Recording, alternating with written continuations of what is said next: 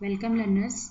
आज हम बात करेंगे कॉग्निटिव थ्योरी ऑफ लर्निंग यानी कि अधिगम के संज्ञानात्मक सिद्धांत के अंतर्गत इनसाइट लर्निंग थ्योरी अंतर्दृष्टि अधिगम सिद्धांत के विषय में। तो इससे पहले हम जानेंगे लर्निंग थ्योरी को हम कितने भागों में पढ़ते हैं। मुख्यतः हम इसको दो भागों में बांटते हैं। प्रथम है उद्दीपक अनुक्रिया सिद्धांत यानी कि stimulus response theory. Stimulus response theory को भी हम दो भागों में बांटते हैं। फर्स्ट रेनफोर्समेंट थ्योरी, जिसके तहत हम थॉर्नडाइक, स्किनर, पावलो, हल तथा मिलर के सिद्धांतों को पढ़ते हैं। और दूसरा है नॉन रेनफोर्समेंट थ्योरी, जिसमें हम वॉटसन, गुथरी, एड्स आदि के सिद्धांत को पढ़ते हैं। फिर है कॉग्निटिव थ्योरी ऑफ लर्निंग, जिसमें क्लासिकल कॉग्निटिव थ्योरी के तहत हम वर्दीमर, कोहलर तथा कोफ्ता आदि के सिद्धांत को पढ़ते हैं। और सेकंड है मॉडर्न कॉग्निटिव थ्योरी, जिसमें आसुवेल, ब्रूनर, वेंडूरा, वेल्स आदि के सिद्धांत को हम पढ़ते हैं। तो आइए आज हम बात करते हैं इनसाइट लर्निंग थ्योरी के विषय में।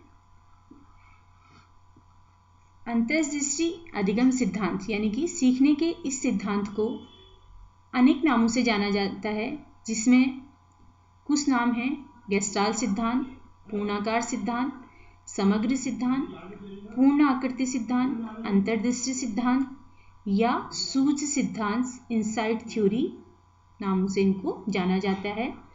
इस सिद्धांत के प्रतिपादक हैं max वर्दीमर, Wolfgang Kohler, Kurt kofta तथा कुर्ट लेविन। व्यवहारवादियों द्वारा प्रस्तुत की गई अवधारणाओं से असंतुष्ट होकर इन्हें संज्ञानात्मक मनोविज्ञानियों द्वारा यांत्रिक क्रिया के स्थान पर जानबूझकर तथा चेतन प्रयास वाली प्रक्रियाओं के रूप में इसे स्वीकार किया। और इनके विचार में सीखना जो है उद्दीपक के प्रति एक अनुक्रिया मात्र नहीं है, बल्कि वह एक प्रक्रिया है। और इन्होंने कहा कि प्राणी अपनी परिस्थितियों में उपस्थित उद्दीपक के साथ अंतःक्रिया करता है तथा अंतःक्रिया की इस प्रक्रिया के द्वारा ही उसके द्वारा की जाने वाली अनुक्रिया निर्धारित होती है। अंतःक्रिया करने की इस प्रक्रिया में प्राणी की बुद्धि तथा संज्ञानात्मक योग्यताओं की विशेष भूमिका रहती है। गेस्टाल्ट शब्द जो है वह जर्मन भाषा का शब्द है, जिसका अर्थ है पूर्ण अथवा पूर्णाकृति। गेस्टाल्टवादियों के अनुसार प्राणी संपूर्ण परिस्थिति को समग्र रूप में देखता है। जब कोई समस्या आती है तब प्राणी उद्दीपक को अनुक्रिया से संबंधित करके नहीं देखता है, बल्कि वह संपूर्ण परिस्थिति को देखता है। और परिस्थिति को देखने के बाद उसके दिमाग में जो सूझ या अंतर्दृष्टि आती है, उससे वह क्या करता है, समस्या का समाधान करता है। सूझ का यह परिणाम अचानक उत्पन्न विचार से आता है, जिससे हम समस्या का समाधान करते हैं। इसको इन्होंने आहा अनुभव या सूझ कह के संबोधित किया है। इसको गेस्टाल्टवादियों ने कुछ प्रयोगों के द्वारा सिद्ध किया, जिसमें पहला प्रयोग इस प्रकार है, जैसे कि आप सामने चित्र में देख रहे हैं। चित्र में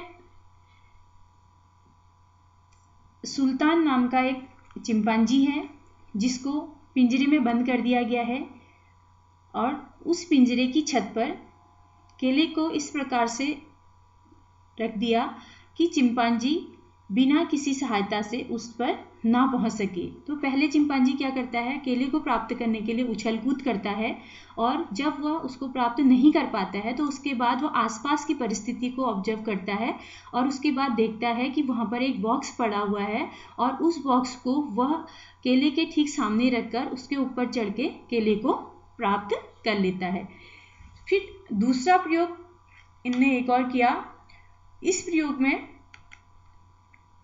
कोहलर ने समस्या को थोड़ा सा और जटिल बनाने का प्रयास किया, और उन्होंने क्या किया कि केले को इस प्रकार से छत पे बांधा कि चिंपांजी एक बॉक्स की सहायता से उस तक ना पहुंच सके और पिंजरे के अंदर दूर दूर बिखरा के 3 बॉक्स को रख दिया।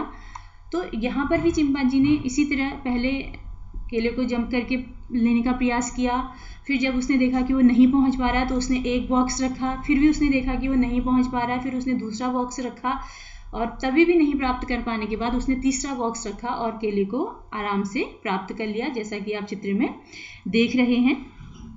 फिर कोहलर ने एक और प्रयोग इन पे किया और परिस्थिति को थोड़ा सा और जटिल बनाने का प्रयास किया।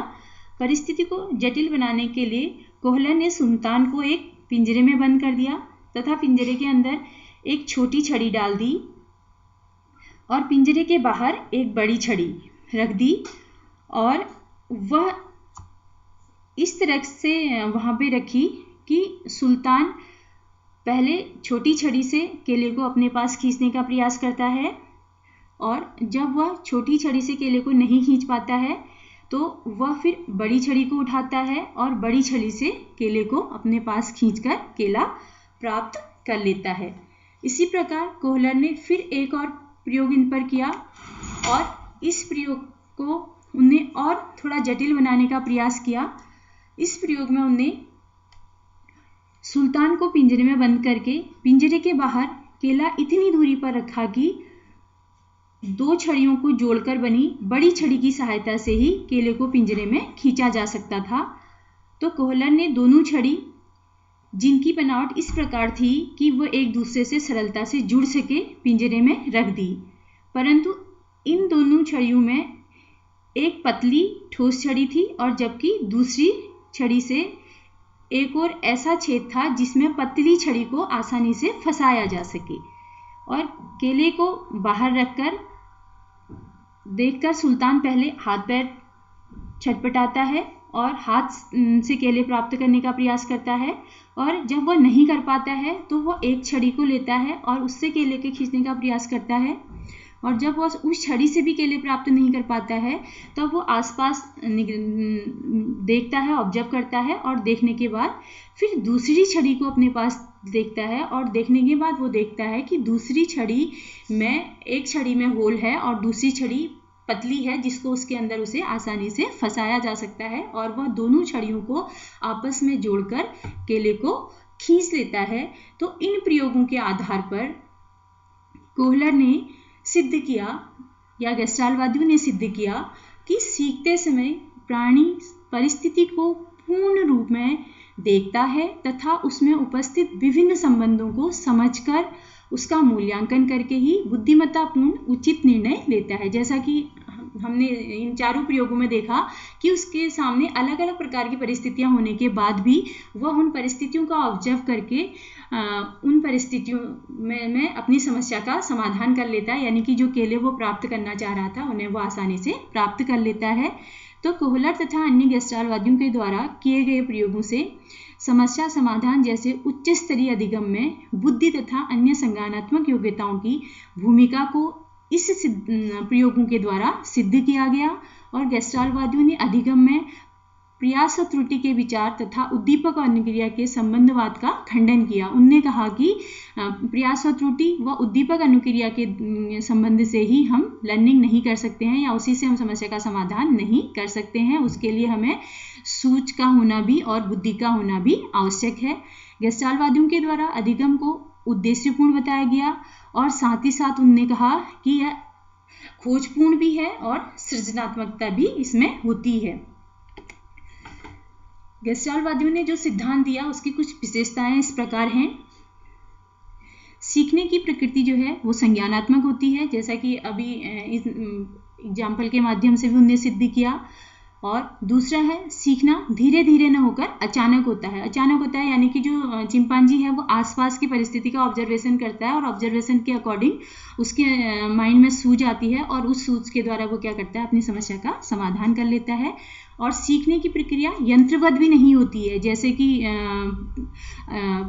मतलब यंत्र की तरह हम नहीं सीख पाते हैं, हमें सूझ बुद्धि के द्वारा ही हम चीज़ों को करते हैं। सूझ के लिए समस्यात्मक परिस्थिति का होना आवश्यक है, यानी सूझ हमारी वहीं पर आती है जहाँ पर हमारे सामने समस्या होती है। अगर समस्या नहीं है तो सूझ भी उत्पन्न नहीं होती है। सूझ लक्ष्य तथा समाधान के बीच संबंध स्थापित करती है, क्योंकि सूझ क्या कर रही है, हमारा जो लक्ष्य है उसको हमें प्राप्त करा के हमारी समस्या का समाधान कर रही है। तो वही इनने कहा कि सूझ लक्ष्य व समस्या के बीच संबंध स्थापित करती है। अब बात करते हैं इस सिद्धांत की एजुकेशनल इम्प्लीकेशंस के बारे में, यानी कि शैक्षिक निहितार्थ क्या हैं।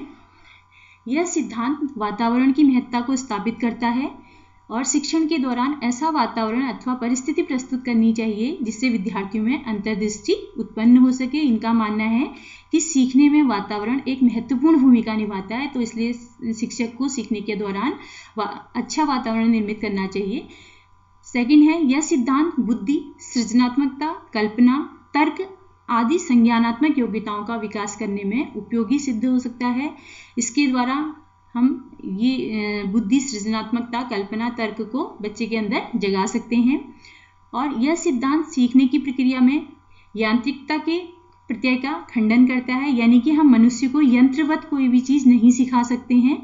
अतः यंत्रवत ढंग से विषय वस्तु को स्मरण कराना, उन्हें रटाना, इन चीज़ों को हमें नहीं करना चाहिए, बल्कि उसमें तार्किकता होनी चाहिए, सृजनात्मकता होनी चाहिए, कल्पना होनी चाहिए। इन सारी चीज़ों को हमें ज़्यादा से ज़्यादा बच्चे के अंदर डेवलप करना चाहिए।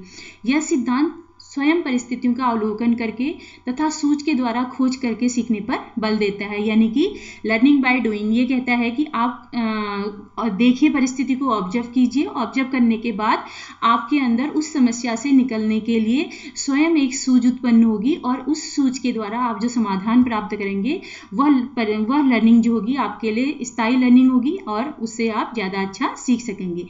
यह सिद्धांत सीखने में उद्देश्य के साथ साथ नवीन ज्ञान की आवश्यकता, उपयोग तथा सार्थकता पर भी बल देता है।